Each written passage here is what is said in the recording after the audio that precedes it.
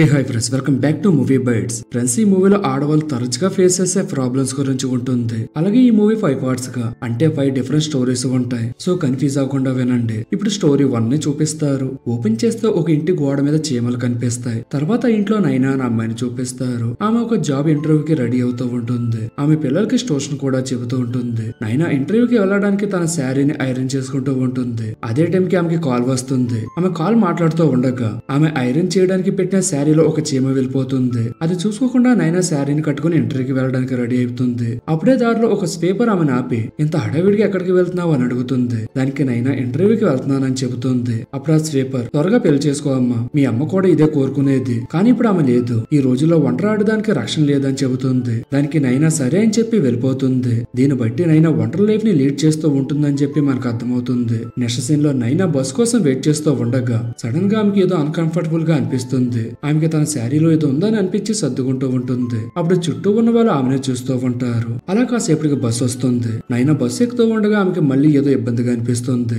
దాంతో ఆమె బస్సు ఎక్కకుండా వెనకకి వచ్చేసి బస్ స్టాప్ లోనే ఒక మూలకు వెళ్లి శారీని దులుపుకుంటూ ఉంటుంది. అలా కాసేపటి తర్వాత ఆమె ఇంటర్వ్యూ లేట్ అవుతుందని ఒక ఆటో ఎక్కుతుంది. ఆటో డ్రైవర్ మిర్రర్ ని ఆమె వైపే పెట్టి నైనాని గమనిస్తూ డ్రైవ్ చేస్తుంటాడు. అలా కొద్దిసేపటికి నైనాకి మళ్ళీ ఇబ్బందిగా అనిపిస్తుంది. ఆమె అది తట్టుకోలేక ఆటో డ్రైవర్ ని ఒక పబ్లిక్ టాయిలెట్ దగ్గర ఆపమని చెప్పి టాయిలెట్ కి వెళ్తుంది. కానీ ఆ టాయిలెట్ నుంచి బయటకు వచ్చే ఒక పర్సన్ ఆమె దారికి అడ్డుగా ఉండి ఆమెను అదోలా చూస్తూ ఉంటాడు. దాంతో ఆమె వేరే టాయిలెట్ కి వెళ్ళడానికి అక్కడ నుంచి వెళ్ళిపోతుంది. అప్పుడే ఆమెకు ఒక హౌస్ కనిపిస్తుంది. వాళ్ళ టాయిలెట్ ని యూజ్ చేసుకోవడానికి హౌస్ ఓనర్ ని రిక్వెస్ట్ చేస్తుంది. కానీ ఇంట్లో ఉంటున్న లేడీ మేము స్ట్రేంజర్ ని ఇంట్లోకి అలౌ చేయమని చెబుతుంది. దాంతో నైనా చాలా ఇబ్బంది పడుతూ అక్కడ నుంచి వెళ్ళిపోతుంది. అప్పుడే ఆమెను డ్రాప్ చేసిన ఆటో డ్రైవర్ మళ్ళీ కనిపించి ఏంటి మేడం, మీరు వెళ్లాల్సిన అడ్రస్ ఇంకా దొరకలేదా అని అడుగుతాడు. దాంతో ఆమె ఇంటర్వ్యూకి లేట్ అవుతుందని మళ్ళీ అదే ఆటోలో వెళ్ళిపోతుంది. కానీ ఆమె పడుతున్న ఇబ్బంది మాత్రం తగ్గదు. దాంతో ఇంకా భరించలేక తన చేతితో శారీ లోపల ఉన్న దాన్ని పట్టుకుని తీసి చూస్తుంది. అది ఒక చీమ. దానిని తీసేసిన తర్వాత నైనా చాలా రిలాక్స్ గా ఫీల్ అవుతుంది. ఇదంతా ఆటో డ్రైవర్ మిర్రర్ లోంచి చూస్తూ ఉంటాడు. కాసేపటికి నైనా వెళ్లాల్సిన ప్లేస్ వచ్చేసరికి ఆటో దిగి డబ్బులు ఇస్తూ ఉండగా ఆటో డ్రైవర్ ని చూస్తుంది. ఆ ఆటో డ్రైవర్ తన లుంగిన తొడలు కనిపించే విధంగా పైకి మడిచి కట్టుకుని ఉంటాడు. అండ్ ఆమెను అదోలా చూస్తూ ఉంటాడు. అది గమనించిన నైనా ఆటో డ్రైవర్ ని కోపంగా చూసేసరికి అతను వెంటనే తన లుంగిని కిందకు సర్దుకుంటాడు. అప్పుడు నైనా ఒక స్మైల్ ఇచ్చి కాన్ఫిడెంట్ గా అక్కడ నుంచి వెళ్ళిపోతుంది. ఇంతటితో ఫస్ట్ స్టోరీ కంప్లీట్ అవ్వి సెకండ్ స్టోరీని స్టార్ట్ చేస్తారు. ఓపెన్ చేస్తే అంజలి అనే అమ్మాయిని చూపిస్తారు. ఆమె వ్లాగ్ చేస్తూ యూట్యూబ్ ఛానల్లో పోస్ట్ చేస్తూ ఉంటుంది. ఆమెకి వ్యూస్ సరిగ్గా రాకపోయేసరికి తన వీడియో ఎడిటర్ అంకిత్ ని ఎడిటింగ్ ఇంప్రూవ్ చేసుకోమని చెబుతూ ఉంటుంది. అదే టైంకి ఆమెకి వాళ్ళ పని మనిషి కనిపిస్తుంది. దాంతో అంజలి వెంటనే అంకిత్ తో పాటు పని మనిషి దగ్గరికి వెళ్లి ఆమె చేతిలోని చీపుర్ని అంజలి తీసుకుని ఓడవడం స్టార్ట్ చేస్తుంది. దీన్ని బట్టి అంజలి ఒక కైండ్ హార్టెడ్ లేడీ అని అనుకుంటే మీరు పప్పులో కాలేసినట్టే. ఇదంతా అంజలి కేవలం తన వీడియో ఫొటోస్ కోసం మాత్రమే చేస్తూ ఉంటుంది. అంకిత్ కెమెరాతో ఆ సీన్ మొత్తం షూట్ చేస్తుంటాడు. ఇంకా అంకిత్ విషయానికి వస్తే అతనికి మూవీస్ కి ఎడిటింగ్ చేయాలని ఉంటుంది. అందువల్ల అతని ఎక్స్పీరియన్స్ కోసం అంజలి దగ్గర చాలా కాలం నుంచి ఎడిటర్ గా వర్క్ చేస్తుంటాడు. అలా ఒక రోజు అంకిత్ కి ఒక మూవీ ఎడిటర్ గా చేయమని ఆఫర్ వస్తుంది. అదే విషయం అంజలికి చెబుతాడు. దానికి ఆమె మాట్లాడుతూ నీ దగ్గర ఏమీ లేనప్పుడు నేను నీకు జాబ్ ఇచ్చి ఆదుకున్నాను. నువ్వు ఈ రోజు ఈ స్టేజ్ లో ఉండడానికి కారణం నేనే. అలాంటిది ఈ రోజు నీకు జాబ్ వచ్చిందని నా దగ్గర మానేసి నన్ను ఇబ్బంది పెడతావా? నువ్వు మూవీ ఎడిటర్ కావాలనేదే కదా నీ కళ.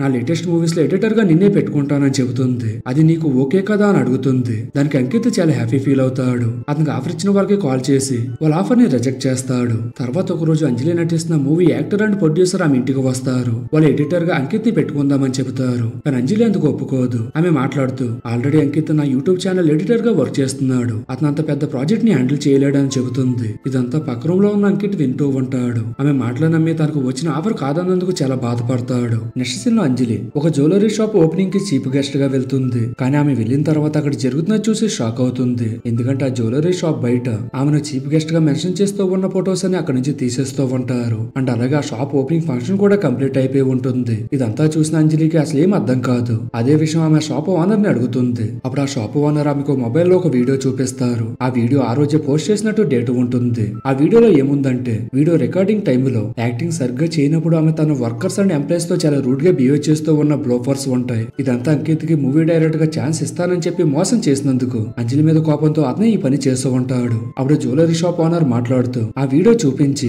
అందువల్లనే మిమ్మల్ని మా బ్రాండ్ అంబాసిడర్ గా చేసుకోవాలని ఆలోచన మానుకున్నామని చెబుతాడు. ఇదంతా చూసిన అంజలికి ఫస్ట్ అంకిత్ మీద కోపం వస్తుంది. కానీ ఆమె మోసం చేసినందువల్ల అంకిత్ ఇలా చేశాడని అర్థం చేసుకుంటుంది. అండ్ అలాగే ఆ వీడియో కూడా అంకిత్ ఎప్పుడు చేయని విధంగా చాలా బాగా ఎడిట్ చేసి ఉంటాడు. దాంతో అంకిత్ కి చాలా టాలెంట్ ఉందని అంజలి రియలైజ్ అవుతుంది. తర్వాత ఆమె అంకిత్ కి కాల్ చేసి తను చేసిన తప్పుకి సారీ చెప్పి అండ్ అలాగే తన మూవీలో అంకిత్ ని మూవీ ఎడిటర్ గా అపాయింట్ అపాయింట్మెంట్ చేసుకుంటానని చెబుతుంది. దాంతో అంకిత్ చాలా హ్యాపీ ఫీల్ అవుతాడు. అలా ఈ స్టోరీ అండ్ అవి 3వ స్టోరీ స్టార్ట్ అవుతుంది. స్టోరీ స్టార్ట్ అవగానే శాంత అండ్ విజయ్ కుమార్ అనే ఏజ్డ్ కపుల్ ని చూపిస్తారు. వాళ్ళు చూడడానికి చాలా ఏజ్డ్, కానీ ఆ వయసులో కూడా వాళ్ళు చాలా రొమాంటిక్ గా ఉంటారు. విజయ్ ప్రతి దానికి శాంత మీద డిపెండ్ అయి ఉంటాడు. ఆమెకి ఎప్పుడు ఏదో ఒక వర్క్ చెబుతూనే ఉంటాడు. రోజంతా శాంత శాంత అంటూ ఆమె నామజపమే చేస్తూ ఉంటాడు. ఆ రోజు వాళ్ళ మ్యారేజ్ యానివర్సరీ. వాళ్ళ పిల్లలు ఫారెన్ లో ఉంటారు. వాళ్ళ పిల్లలు కాల్ చేసి తమకి విషెస్ చేస్తారేమో అని చెప్పి వెయిట్ చేస్తుంటారు. కానీ ఎంతసేపు వెయిట్ చేసినా కూడా వాళ్ళకి కాల్ చేయరు. తర్వాత శాంత అండ్ విజయ్ ఇద్దరు కలిసి ఒక మొబైల్ షాప్ కి వెళ్లి ఒక మొబైల్ కొనుక్కుంటారు. ఆ మొబైల్ కి ఆఫర్ ఉండడం వల్ల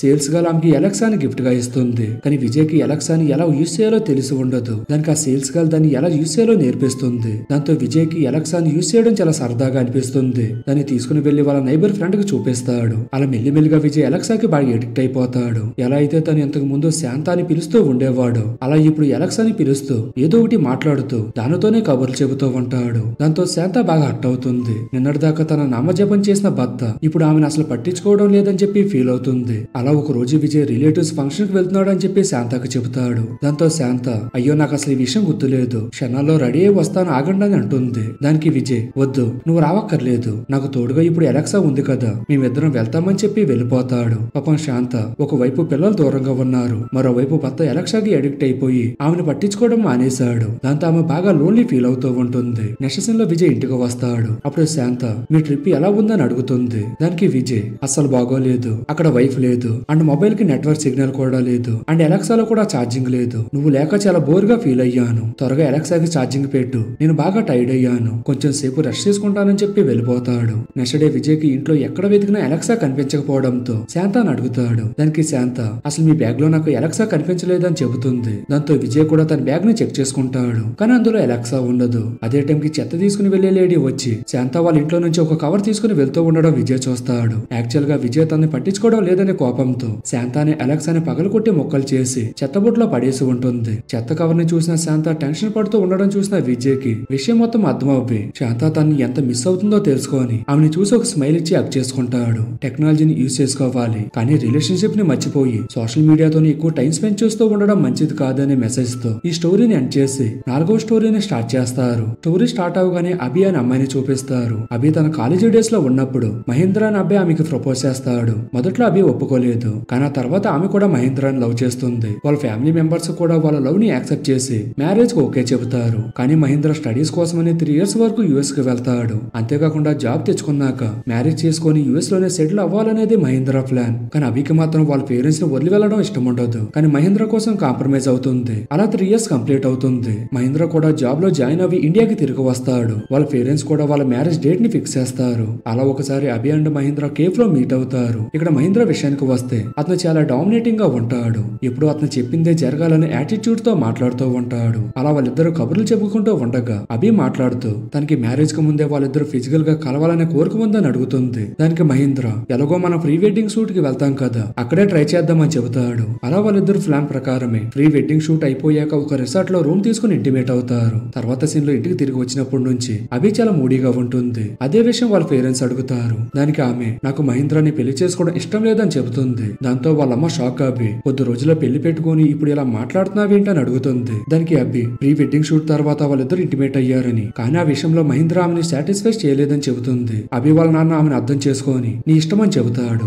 యాక్చువల్ గా ఆ రోజు మహేంద్ర వాళ్ళ రొమాంటిక్ టైమ్ ని జస్ట్ 4 minutes లోనే కంప్లీట్ చేస్తాడు. అండ్ ఆమె ఫీలింగ్స్ ను కూడా అతను అసలు పట్టించుకోడు. అలాంటి వ్యక్తితో నేను లైఫ్ లాంగ్ ఎలా ఉండాలని ఆలోచించి మహేంద్రకి బ్రేకప్ చెప్పాలని చెప్పి అభి డిసైడ్ అవుతుంది. అలా ఈ స్టోరీని ఎండ్ చేసి 5వ స్టోరీని స్టార్ట్ చేస్తారు. స్టోరీ స్టార్ట్ అవగానే రుచి అనే అమ్మాయిని చూపిస్తారు. ఆమె జాగింగ్ ఫినిష్ చేసుకుని తన ఫ్లాట్ కి వెళ్తుంది. తర్వాత ఆమె ఎవరికో కాల్ చేసి, ఈ రోజు నాకు చాలా ఇంపార్టెంట్, నా ప్రెజెంటేషన్ కనుక క్లయింట్స్ కి నచ్చి నా ప్రాజెక్ట్ కనుక సక్సెస్ అయితే మనం అమెరికా వెళ్లి అక్కడే సెటిల్ అవ్వచ్చు. ఇక్కడ ఉంటే మన ఫ్యామిలీ మెంబర్స్ మన రిలేషన్ ని యాక్సెప్ట్ చేయరు. అందువల్ల మన అమెరికా వెళ్తే అక్కడ మనల్ని అడ్డుకునేవారు ఎవరూ లేరని చెబుతుంది. కానీ రుచి మాట్లాడుతున్న పర్సన్ కి తన ఆలోచన నచ్చినట్లేదు. అందువల్ల వాళ్ళిద్దరి మధ్య ఆర్గ్యుమెంట్ జరుగుతుంది. దాంతో రుచికి కోపం వచ్చి కాల్ కట్ చేస్తుంది. తర్వాత కాసేపటికి రుచి ఇంటి డోర్ బెల్ మోగుతుంది. రుచి డోర్ ఓపెన్ చేసి చూస్తే ఆమె తమ్ముడు వచ్చి ఉంటాడు. వాళ్ళ అమ్మ తన కోసం బిర్యానీ పంపించి ఉంటుంది. ఆమె తమ్ముడు మాట్లాడుతూ, అక్క ఎన్నాళ్ళని నువ్వు ఇలా పెళ్లి చేసుకోకుండా ఉంటావు, నా ఫ్రెండ్స్ మన రిలేటివ్స్ అందరూ నీ పెళ్లి గురించి అడుగుతూ ఉన్నారని చెబుతాడు. దానికి రుచి, ఈ పెళ్లి గోల భరించలేక నేను ఇంట్లో నుంచి వచ్చేసి సపరేట్ గా ఉంటున్నాను. అమ్మా నాన్నలో నాతో పెళ్లి గురించి మాట్లాడడానికి నేను పంపారని నాకు తెలుసు. నువ్వు ఇప్పుడు మళ్ళీ ఆ టాపిక్ గురించి మాట్లాడి నన్ను ఇరిటేట్ లేట్ చేయొద్దని కోప్పాడి తన తమ్ముడిని అక్కడ నుంచి పంపించేస్తుంది. తర్వాత ఆమె ఆఫీస్ కి రెడీ అవ్వి హడావిడిగా లిఫ్ట్ దగ్గరికి వెళ్తుంది. అప్పుడే తన ఇంట్లో పనిచేసే పని మనిషి కనిపిస్తుంది. ఆ పని మనిషిని చూసిన రుచి కోపంతో, నువ్వు ఈ టైంకి వస్తే నాకు ఎలా పని చేస్తావు? ప్రతిరోజు ఇలాగే లేట్ చేస్తున్నావు. ఇప్పుడైతే నాకు నువ్వు పని చేయాల్సిన అవసరం లేదు. ఈవినింగ్ వచ్చి పని చేయని చెబుతుంది. తర్వాత ఆమె లిఫ్ట్ దిగి కారు దగ్గరికి వెళ్తూ ఉండగా ఒక ఏజ్డ్ కపిల్ తనని రైల్వే స్టేషన్ దగ్గర డ్రాప్ చేయాల్సిందిగా రుచిని రిక్వెస్ట్ చేస్తారు. దానికి ఆమె తన ఆఫీస్ కి లేట్ అవుతుందని వాళ్ళని క్యాబ్ బుక్ చేసుకుని వెళ్ళిపోమని చెప్పి వెళ్ళిపోతుంది. నెక్స్ట్ సీన్ లో ఆమె ఆఫీస్ లో తన ప్రెజెంటేషన్ కోసం ప్రిపేర్ అవుతూ ఉండగా సడన్ గా ఆమె తన ఇంట్లో ఏదో మర్చిపోయినట్లు డౌట్ వస్తుంది. ఆ టెన్షన్ వల్ల ఆమె క్లయింట్ దగ్గర ప్రెజెంటేషన్ కూడా సరిగ్గా ఎక్స్ప్లెయిన్ చేయలేకపోతుంది. దాంతో మీటింగ్ మధ్యలోనే బయటకు వచ్చేసి రుచి పని మనిషికి కాల్ చేసి ఎక్కడున్నావో అని అడుగుతుంది. దానికి పని మనిషి, మీరే కదా మేడం సాయంత్రం రమ్మన్నారు, అందుకని నేను ఇంటికి వెళ్ళిపోయానని చెబుతుంది. తర్వాత ఆమె ఏజెడ్ కపుల్ కి కాల్ చేస్తుంది. కానీ వాళ్ళకి లిఫ్ట్ ఇవ్వలేదన్న కోపంతో వాళ్ళు తన కాల్ ని లిఫ్ట్ చేయరు. దాంతో రుచి ఇంటికి వెళ్లాలని చెప్పి డిసైడ్ అవ్వి ఆఫీస్ నుంచి బయటకు వచ్చేస్తుంది. అదే టైం కి ఒక అమ్మాయి స్కూటీలో వస్తూ ఉండగా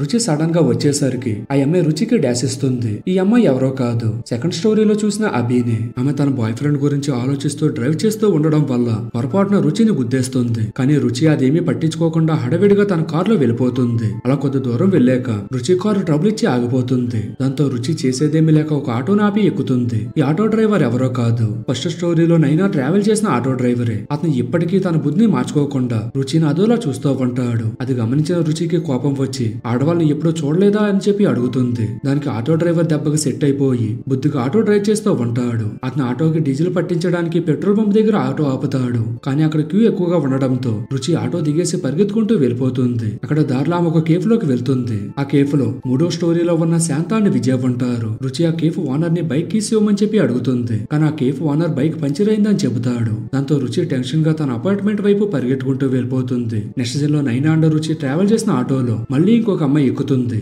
ఆ ఆటో డ్రైవర్ మళ్ళీ తన వంకర బుద్ధి చూపించాలని ట్రై చేస్తాడు. అప్పుడే అతనికి రుచి తిట్టిన విషయం గుర్తొచ్చి బుద్ధిగా ఆటోని డ్రైవ్ చేస్తాడు. మరోవైపు రుచి తన ఇంటికి వెళ్లి కిచెన్ లో ఉన్న గ్యాస్ స్టవ్ ని చెక్ చేసి చూస్తే అది ఆఫ్ చేసి ఉంటుంది. ఎంతసేపు రుచి టెన్షన్ పడుతుంది ఈ విషయం కోసమే. యాక్చువల్ గా రుచి స్టవ్ మీద ఏదో పెట్టి ఆఫ్ చేయడం మర్చిపోతుంది. కానీ రుచి స్టవ్ ఆఫ్ చేయకపోతే మరి ఇంకెవరు ఆఫ్ చేసి ఉంటారని చెప్పి ఆలోచిస్తూ ఉంటుంది. అప్పుడే అక్కడికి నైనా వస్తుంది. నైనా ఇంటర్వ్యూలో పాస్ అవి జాబ్ తెచ్చుకొని ఆ గుడ్ న్యూస్ ని రుచికి చెప్పడానికి ఆమె ఫ్లాట్ కి వచ్చి ఉంటుంది. కానీ అక్కడ రుచి ఉండదు. కిచెన్ లోకి వెళ్లి చూస్తే స్టవ్ ఆన్ లో ఉండడం చూసి ఆఫ్ చేసి ఉంటుంది. వాళ్ళిద్దరు మాటలు బట్టి చూస్తే రుచి అండ్ నైనా రిలేషన్ లో ఉన్నారని చెప్పి అర్థమవుతుంది. నైనాకి అమెరికా వెళ్లడం ఇష్టం లేదు. అదే విషయం రుచికి చెబుతుంది. అప్పుడు నైనా, మన ఎక్కడికి వెళ్లడం లేదు, ఇక్కడే ఉంటాం, ఈ సొసైటీ మనల్ని యాక్సెప్ట్ చేయకపోయినా పర్లేదని చెబుతుంది. అలా వాళ్ళిద్దరు మాట్లాడుకుంటూ ఉండగా నైనా కెమెరాని పక్కకు తిప్పేస్తుంది. దీన్ని బట్టి వాళ్ళిద్దరూ లెస్బియన్స్ అని చెప్పి అర్థమవుతుంది. ఇంతటితో ఈ మూవీ ఎండ్ అవుతుంది. సో ఇది ఫ్రెండ్ ఇవాల్టి వీడియో. ఈ మూవీ పైన మీ ఒపీనియన్ ఏంటో కామెంట్ సెక్షన్ లో చెప్పండి. అండ్ అలాగే ఈ వీడియో కూడా మీకు నచ్చినట్టయితే లైక్ చేసి